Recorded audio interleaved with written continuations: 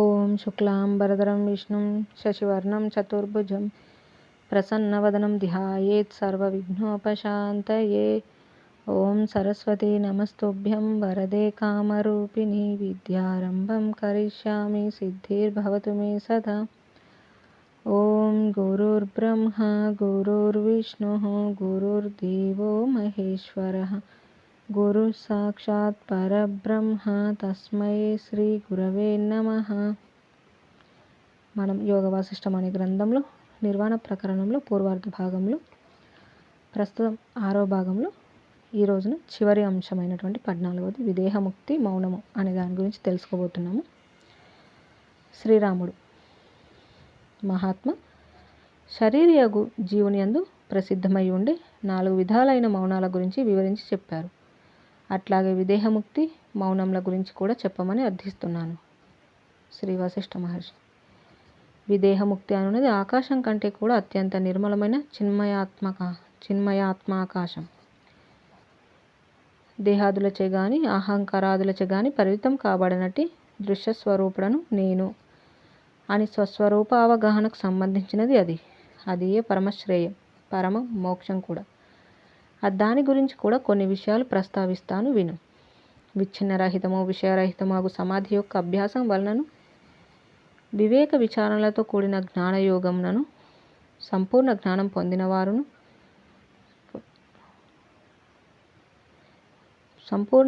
పొందినవారున్నారు.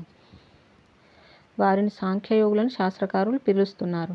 మనం ఇతఃపూర్వం చెప్పుకున్న హఠయోగం అభ్యసిస్తూ తద్వారా ప్రాణాదులు నిరోధించి క్రమంగా అనామయము ఆద్యాంతరహితమాగు పదమును అధిరోహించేవారు కూడా ఉన్నారు. వారిని హఠయోగ యోగులు అని పిలుస్తారు. సర్వకర్మ ఫల సమర్పణ చేయువారు కర్మయోగులు. ఈ సాంఖ్యయోగులు యోగయోగులు ఇద్దరు కూడా యోగ సాధన ద్వారా పొందాలనుకోతగినది శాంతము అకృత్రిమము పరమపదమే. కొందరు కేవలం వివేక విచారణలతో కూడిన సాంఖ్యము ద్వారా, మరికొందరు సర్వకర్మ ఫలత్యాగం అను కర్మయోగం వలన, ఇంకొందరు క్రియాయోగ ధ్యానాల సమాయంచే ఈ జన్మయందే ఆ పరమపదం పొందుచున్నారు. వారు తమ మనోబుద్ధులను సర్వనియామకుడగు ఆ పరమేశ్వరునికి సాంగపూర్వకంగా సమర్చి తాము సర్వరహితత్వమును సంపాదించుకుంటున్నారు. అయితే సాంఖ్యము యోగము ఒక్కటే. ఆ రెండింటిలోనూ అంతర్లీనమై అనుస్యూతంగా ఉన్నది సర్వత్యాగ బుద్ధి అని ఎవరు గ్రహిస్తారో వారే తత్వాన్ని ఎరిగినవారు. ఎందుకంటే సాంఖ్యులు తమ వివేక విచారణ ద్వారా, యోగులు తమ కర్మఫల సమర్పణ ద్వారా చేరే ఆధ్యాస్థానం ఒకటి. ఎక్కడ ప్రాణం యొక్క వృత్తులు కూడా విషయమే కావు, ఎక్కడ వాసనాజాలం జన్మ కర్మలు అతిక్రమించబడి ఉన్నవో అట్టి అనుభవైక వేద్య స్థానమే పరమపదమని గ్రహించు. నాయన, వాసనలనే చిత్తమని అంటాం. అదే ఈ సంసారమునకు మూల కారణం. ఈ సంసారమునకు వాసనలకు వేరైన మరొక కారణం ఏదీ లేదు. వాసనలే సంకల్ప పరంపరలను ఉత్పత్తి చేస్తోంది. సంకల్పాలు ఏదో విధంగా సన్నగిల్లితే వాసనలు సన్నగిల్లుతాయి. దానితో పాటు ఈ సంసారం సన్నగిల్లుతోంది. అట్టి వాసనలు నే చెప్పిన సాంఖ్యం యోగం రెండింటిలోనూ విలయం పొందుతాయి. రెండింటిలో గల ప్రయత్నం తత్వజ్ఞానానుభవ రూపంగా మార్చబడుచుండగా ఇక ఈ సంసారం యొక్క కారణత్వం కోల్పోతుంది.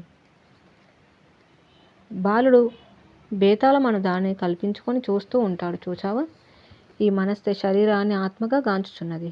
ఇట్లా గాంచుటే సంసారం కనుక సంసారానికి కారణం మనస్సే. ఎప్పుడైతే ఈ మనస్సు ఆత్మజ్ఞానం నింపబడి పునీతమవుతుందో మరుక్షణం దీనికి శరీరమే కనిపించదు. మనస్సు శాంతించిందా సంసారం స్వభావ సిద్ధంగానే ఉపశమిస్తోంది. దేహాలు నిర్విషయమై ఉండటమే విదేహముక్తి లక్షణం. మనస్సు శాంతించాలంటే ఆత్మదర్శనం తప్పితే వేరే ఉపాయమే లేదు. నిద్రించేవానికి స్వప్నం, అసత్యమైన స్వప్నంలో నేను మరణించాను అను స్వప్న రూపమైన స్వమరణం కలగటం కూడా జరుగునట్లు ఆత్మదర్శనం ఉనర్చిన వానికే మనస్సు ఉత్పన్నమవుతుంది. ఆత్మదర్శనం ఉనర్చని వానికే మనస్సు ఉత్పన్నమవుతోంది. స్వప్నంలో చూచిన స్వమరణం నిద్రలేవగానే ఉండదు కదా. ఆత్మదర్శనమైన తర్వాత ఆ మనస్సుకు ఏమవుతుందో ఏమీ చెప్పలేము. సంసార దృష్టిని కలుగజేస్తున్న మనస్సు జ్ఞానంచే చంచల రహితం అవుచుండగా అప్పుడు మాత్రమే నేను చేస్తున్న ఈ ఆత్మబోధ హృదయంలో ప్రవేశించగలుగుతోంది. అప్పుడిక బంధమోక్షముల ఛాయలన్నీ వాటంతట అవే తొలుగుతాయి. సాధనాత్రయం. 1. దృఢమగు ఏకత్వం యొక్క అభ్యాసం, అనగా భిన్నత్వంలో ఏకత్వం సందర్శించటం. 2. ప్రాణ నిరోధం. ఇది రేచక, కుంభక, పూరకముల వంటి ప్రాణయోగోపాసనలను అభ్యసించటం. 3. మనోనిగ్రహం. ఇంద్రియ విషయములను మననం చేయక వాటికి అతీతత్వం వహించటం, అభ్యసించటం. ఈ మూడింటిని మోక్ష కారణమగు సాధనాత్రయం అని అంటూ ఉంటారు. ఇదియే సర్వశాస్త్రముల తాత్పర్యం. శ్రీరాముడు: మునీంద్ర, మధ్యమాధికారి అనుసరిస్తూ ఉండే ప్రాణ విలయం మోక్షమునకు కారణం అవుతున్నదని అంటున్నారు కదా. మరణ సమయంలో కూడా ఈ జీవుని విషయంలో ప్రాణాలు నిరోధించబడుచున్నాయి. మరి అందుచేత మృతి అనునది కూడా మోక్షార్హత కలిగించగలదని అనవచ్చును. శ్రీ వశిష్ఠ మహర్షి: 1. ప్రాణ నిరోధము, 2. సాంఖ్యము, 3. కర్మయోగము. ఈ 3 ఉపాయాలు పరిలక్షితమైనది మనోనిరోధం వైపునకే. మనోనిరోధమే శ్రేష్టాతి శ్రేష్టం. అది ఏ ఉపాయం చేతనైనా సరే ఎంత త్వరితంగా లభిస్తే అంత మంచిది. ఇక మరణం విషయానికి వద్దాం. ఒకడు మరణించేంత మాత్రం చేత అతని మనః ప్రాణములు అతనిని విడిచివేయవు. దృష్టాంతానికి ఒకడు మూర్ఛిల్లినాడనుకో, లేక గాఢంగా నిద్రిస్తున్నాడనుకో, అంత మాత్రం చేత అతని కోరికలు, ఆశలు, శంకలు, వృత్తులు నశించుచున్నాయా? లేదు. అవి నీటి యందు కరిగిన ఉప్పు వలె వాసనా రూపమున వెలుయుచున్నాయి. అట్లాగే ఒకటి ఈ భౌతిక శరీరం మరణించినంత మాత్రం చేత మనోలయం గాని వాసనా విలయం గాని జరుగుటలేదు. ఆ దేహి మరల మరొక దేహంతో ప్రత్యక్షమైన లేక ఆవిర్భవించిన మరుక్షణం ఆ వాసనలు మరల ప్రకోపిస్తున్నాయి. మరణకాలంలో ప్రాణాలు ఈ భౌతిక దేహాన్ని త్యజిస్తున్నాయి. ఇంతలోనే వాసన కామ్యకర్మలచే ఉపస్థాపితమైన భవిష్యత్ దేహాకారమును అనుభూతమునర్చుకొనుచున్నాయి. బాహ్య ఆకాశంలో తదానుకూలమైన తన్మాత్ర సమన్వితమైన అనుభూతములను ఆశ్రయించి అనుభవమును కొనసాగిస్తున్నాయి. ఈ భూత తన్మాత్రలు వాసనాత్మకములే గాని మరింకేమీ కాదని గ్రహించు. ఈ వాసనలు తదానుకూలమైన మనోప్రాణములను ఆశ్రయించుకొని ఉంటున్నాయి. తదితరమైన మనోప్రాణాలను ఈ భూత తన్మాత్రలు తాకజాలవు. ఈ విషయములు వేదములే చెప్పబడి ఉండటమే కాదు, యుక్తి చేత కూడా గ్రహించవచ్చు. ఈ జీవుని విషయంలో ప్రాణములు భవిష్యత్ దేహ వాసనలతో కూడియే పూర్వదేహమును పరిత్యజించుచున్నాయి. అందుచేత తర్వాతి దేహము కూడా వాసనల వలన ఉత్పన్నమవుతున్నది. వాసనలు అనగా సంకల్ప పరంపరల ఉత్పత్తి స్థానమే కదా. పుష్పంలోని సుగంధమే నువ్వులలో ప్రవేశిస్తోంది. ఆ నువ్వులు గానుగ యందు నలుపబడుట అను క్లేశంను అనుభవించి నూనెగా పరిణమిస్తోంది. అట్లాగే శరీరం నందున హృదయాకాశం తోడను తదంతర్గతమగు ప్రసరణ స్వభావం గల వాయువుల తోడను కలిసి ఈ మనస్సు క్లేశములు పొందుచున్నది. అందుచేత మృతి చెందిన వెంటనే ప్రాణములు నిరోధం పొందుతాయి అని నీవు అన్నది యుక్తియుక్తం కాదు. జలంతో నిండిన ఒక కుండను తటాకంలో ముంచినంత మాత్రం చేత ఆ కుండలో జలం నశించిందని అనటానికి వీలు లేదు కదా. వాసనా సమన్వితమైన ఈ మనస్సు కూడా అదృశ్యమైపోయేది కాదు. మరణ మాత్రం చేత మనస్సు నశించదు, ప్రాణములు నశించవు. ప్రాణములు వర్తమాన భౌతిక దేహమును మాత్రం త్యజిస్తున్నాయి. కిరణరహితుడైన సూర్యుడు ఉండజాలడు కదా, అట్లాగే మనోరహితమైన ప్రాణాలు ఉండజాలవు. అంతేకాదు, తిత్తిరి పక్షి నోట కరిచిన గడ్డి పరకను ఉచితాహారం కనబడే వరకు పట్టుకొనే ఉంటుంది. తిత్తిర పక్షి నోట కరిచిన గడ్డి పరకను ఉచితాహారం కనబడే వరకు పట్టుకొనే ఉంటుంది. మనస్సునందు జ్ఞానోదయం అయ్యిందా, ఇక ఆ మనస్సు వాసనాశూన్యమై తనకు కారణమయ్యున్న స్వస్వరూపం నందు విలయం పొందుచున్నది. అప్పుడిక మనస్సు ప్రాణము స్పందనాభావం పొందకుండా ఉంటాయి. అట్లు మనస్సు స్పందనాభావం మానివేస్తే ఇక మిగిలిదేమిటి? కేవలం అఖండ శాంతియే. కాబట్టి రామ, జ్ఞానం యొక్క శక్తి వల్లనే నీ దృష్టిలో ఈ పదార్థముల యొక్క అస్తిత్వం తొలగిపోవచ్చున్నది. అప్పుడు ప్రాణం, చిత్తం కూడా ప్రశాంతిస్తున్నాయి. ప్రశాంతి పొందిన మనస్సు దేహభావాన్ని ధరింపదు. ఏ వాసనలైతే నాశనం కాగా పరమపదం లభిస్తుందో అట్టి వాసనలనే మనం మనస్సు అని వర్తమానంలో అంటున్నాం. వాసనలే చిత్తం కూడా. అవి లేకుండుటే పరమపదము. జ్ఞానం ఉదయిస్తే అప్పుడు అది వాసనతో కూడిన అన్నింటినీ తిరస్కరించి వేస్తోంది. ఆ జ్ఞానమే ఆత్మతత్వంగా పరిణితి పొందుతోంది. ఆత్మతత్వం విక్షేపరహిత అనుభవ స్వరూపంగా వెలుగుచున్నది. ఈ విషయమునే అనుభవిష్ఠులగు వారు వేద ఉపనిషత్తుల రూపమున మరెన్నో శాస్త్ర సిద్ధాంతముల రూపమున స్వస్వరూపాత్మ జ్ఞానమును లోకమునకు చాటుచున్నారు. త్రాడును చూచి పాము అని భ్రమించిన వాడు అది త్రాడే అని తెలియగానే సర్వవికారములు త్యజించి వేస్తాడు కదా. ఈ దృశ్య జగత్ పట్ల ఈ జీవనకు ఏర్పడి ఉంటున్న ఆశ, ఆవేశ రూపంలైన సంసారము వివేకం చేతనే స్వయంగా నశించగలదు. 1 ఏకత్వ అభ్యాసము, 2 ప్రాణ నిరోధము, 3 మనోలయములలో ఏ ఒక్కటి సిద్ధించినా సరే తక్కినవన్నీ స్వాభావికంగానే సిద్ధించగలవు. విసనకర్ర వీచడం ఆగిపోతే అట్టి వీచుట వలన కలిగే వస్తువుల కదలికలు కూడా ఆగిపోతాయి కదా. ప్రాణవాయు స్పందన నిర్వృత్తం కాగా మనసుచే పొందబడే విషయాలు కూడా సశాంతిస్తాయి.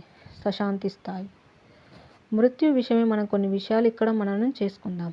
ఈ దేహమును వహించడం మనందరి పట్ల చూస్తున్నాం కదా.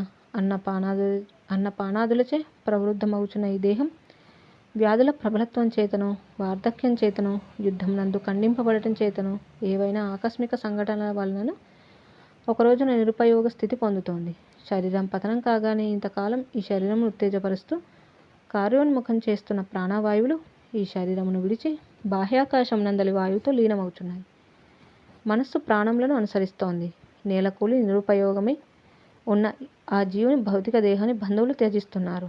అతని బంధువులకు తదితరులకు కూడా అతడు జ్ఞాపకమాత్రుడు అవుతున్నాడు. ఇక మరణించిన జీవుని విషయానికి వద్దాం. అతని ఒక విభాగము పాంచభౌతిక దేహం నేల కూలింది కదా. ఇంకా అతనికి 2 దేహాలు ఉన్నాయి. 1 మానసిక దేహం, ఇది సూక్ష్మదేహము, అతివాహిక దేహం అంటారు. 2 చిద్దేహం, కారణదేహం. ఈ భౌతిక దేహం త్యజించిన ఆ జీవుడు అప్పుడే అచ్చటే తన వాసనలను అనుసరణీయ స్వకీయ కల్పనారూపమైన సమస్త ప్రపంచాన్ని గాంచుచున్నాడు. ప్రతి జీవుని యొక్క వర్తమాన దృశ్య ప్రపంచ దర్శనం కూడా అటువంటిది. 1 ఉపాయం ప్రాణ మనో నిశ్చలాభ్యాసం. ఇక ప్రాణవాయువుల విషయం అంటావా? ఈ జీవులందరి ప్రాణవాయువులు కర్మల చేత శరీరములను విడిచి మరల కర్మల చేతనే ఆకాశంలో ఉద్భవిస్తున్నాయి. ఈ విధంగా జీవులకు ప్రాణవాయువులతో సంయోగ వియోగములు నిరంతరం ఏర్పడుచున్నాయి.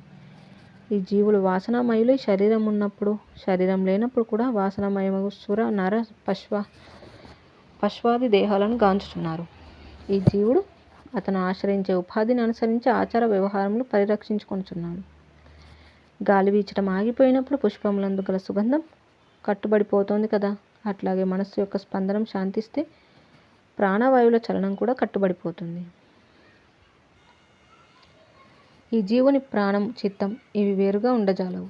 నువ్వులు నూనె, పుష్పములు సువాసన, ప్రాణము మనస్సు ఇవి కలిసే ఉంటాయి కదా. మనస్సు యొక్క స్పందనే ప్రాణము, ప్రాణం యొక్క స్పందనే మనస్సు. ఇవి 2 రథీకుడు సారథి వలె కలిసి విహరిస్తున్నాయి. అగ్నికి ఉష్ణమునకు పరస్పరం ఆధార అధేయ సంబంధం ఉంటుంది కదా. అట్లాగే మనస్సు ప్రాణంలో ఒక దానిపై మరొకటి ఆధారపడి ప్రదర్శితమవుచున్నాయి.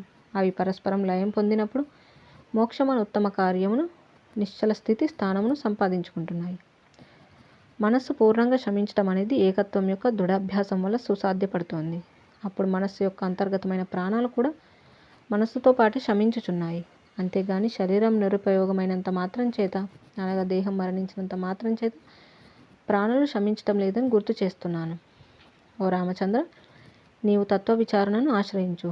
అనంతమగు ఆత్మతత్వమునందు నీ మనస్సు తన్మయమయ్యేటట్లు చేయి.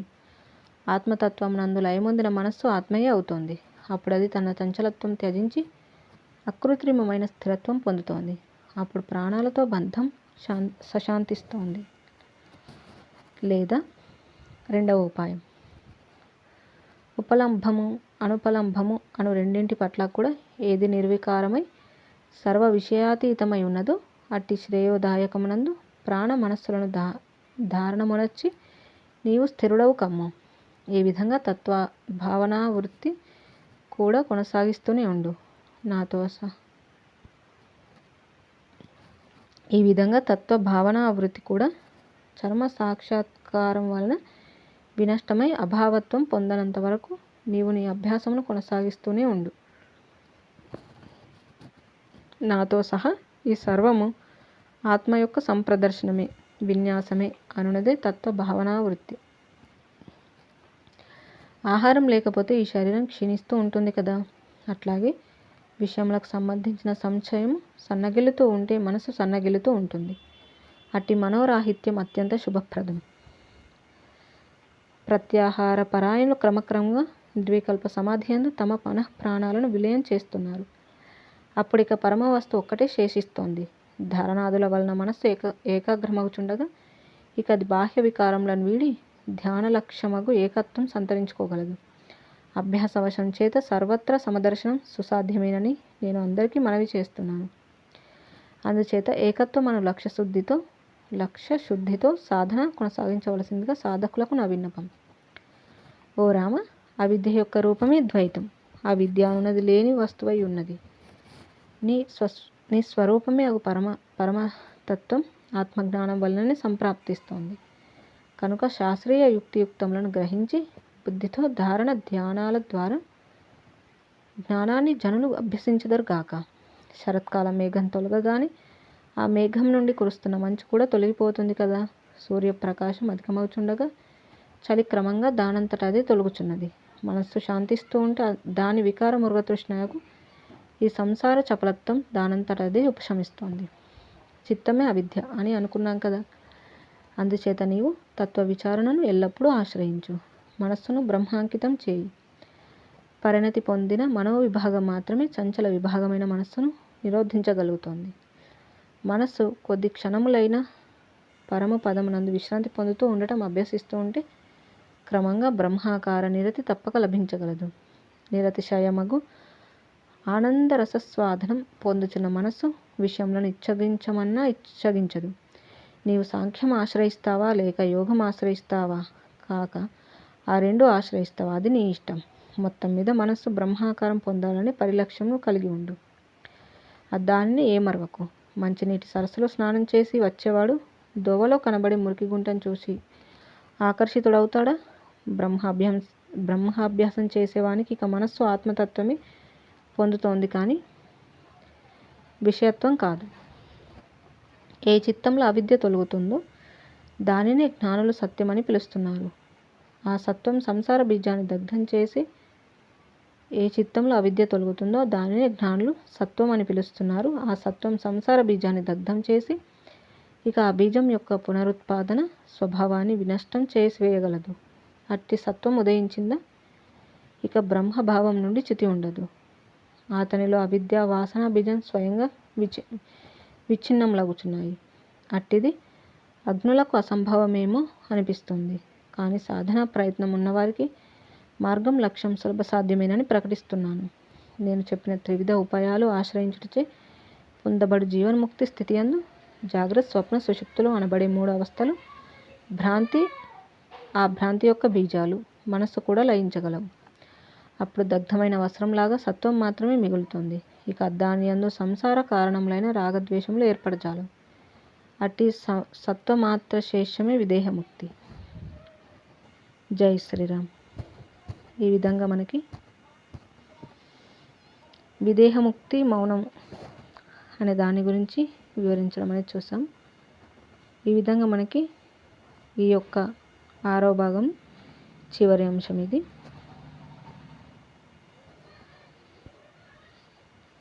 ఇక మిగిలిన అంశాల గురించి మళ్ళీ తెలుసుకుందాం. ఇంతటితో ముగించుకుందాం. జై శ్రీరామ్.